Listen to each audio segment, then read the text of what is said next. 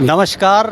जैसा कि हमने आपको कल भी बताया था कि भारतवर्ष में पूरे विश्व भर में रामलीलाओं का मंचन चल रहा है।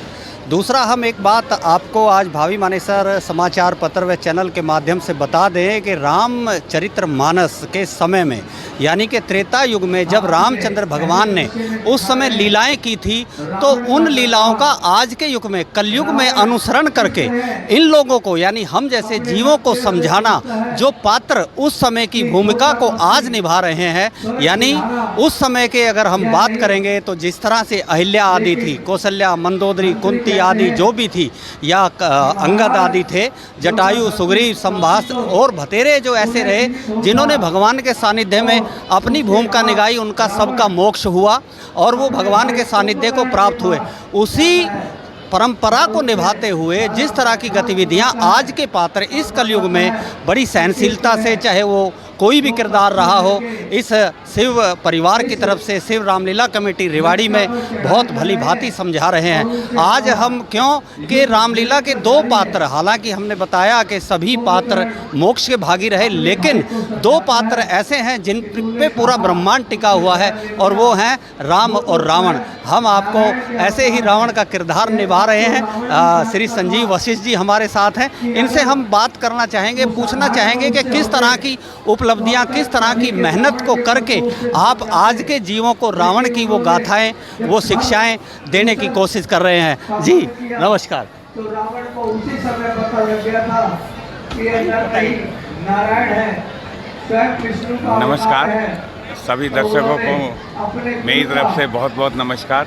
उद्धार करने के लिए मैं संजीव वशिष्ठ रावण का किरदार में इस समय आपके सामने हूँ और मैं पिछले लगभग 15-16 साल से रावण का किरदार निभा रहा हूँ। रावण के साथ साथ मैं भगवान परशुराम जी का किरदार निभाता हूँ, राजा दशरथ का किरदार निभाता हूँ और एक ये रावण का किरदार निभाता हूँ। ये तीन रोल मैं पिछले 15-16 सालों से जो है मैं शिव रामलीला कमेटी नई अनाज मंडी रेवाड़ी में निभाता चला आ रहा हूँ। वैसे तो मैं जो है बचपन से ही स्टेज पे कार्य कर रहा हुआ हूँ। लगभग जो है मेरी एज उस समय रही होगी 8-9 साल की, जब से मैं जो है ये कार्य करता आ रहा हूँ। रावण के किरदार करने के लिए देखो, मैं तो पूरे साल ही अपनी तैयारी रखता हूँ। ये जो मेरे आप बाल देख रहे हैं, ये जो मूछें देख रहे हैं, ये मेरी ओरिजिनल मूछें और बाल हैं। तो मेरी तैयारी तो पूरे साल चलती है। बाकी रिहर्सल हम लोग 1 महीना के करीब रिहर्सल चलती है रामलीला में, फिर हम लोग जो है ये किरदार निभाते हैं। बाकी आप तो रावण के किरदार से जिस तरह की शिक्षाएं बताया गया है कि रावण की मृत्यु के पश्चात जो है लक्ष्मण जी ने भी कुछ शिक्षा वहाँ से की है। और एक सवाल हम आपसे और पूछना चाहेंगे कि आपके 1-2 डायलॉग हैं जो बहुत ही रेवाड़ी क्या पूरे भारतवर्ष में वो छाए हुए हैं, वो अगर आपको थकान महसूस ना हो तो हम सुनना चाहेंगे कि मैं रावण, मैं त्रिलोकदर्शी। जी देखो, डायलॉग तो ये पुराना ही है, राधेश्याम जी की जो है रामायण से लिया हुआ है, उसमें मैंने थोड़ा सा ऐड कर दिया है बस उसमें। तो ये डायलॉग मैं बहुत बार बोलता हूँ इन 10 दिनों की लीला के अंदर। दिन में 1 बार तो जो है मैं इस डायलॉग को ज़रूर बोलता हूँ, जिससे हमारे दर्शकों को वो ज़रा आप सुनाइए। मैं उस समय का डायलॉग आपको सामने सुना रहा हूँ। जब रावण और अंगद जब रावण के दरबार में आता है और वो अपने और राम जी के बारे में सेखी बधार रहा होता है, तब रावण अपनी प्रशंसा में जो है और अपने अहंकार में डूबा हुआ रावण अंगद को बोलता है, अंगद, मैं आफत का पर काला हूँ, जिससे दिक्पाल दहकते हैं वो मस्त और मत वाला हूँ।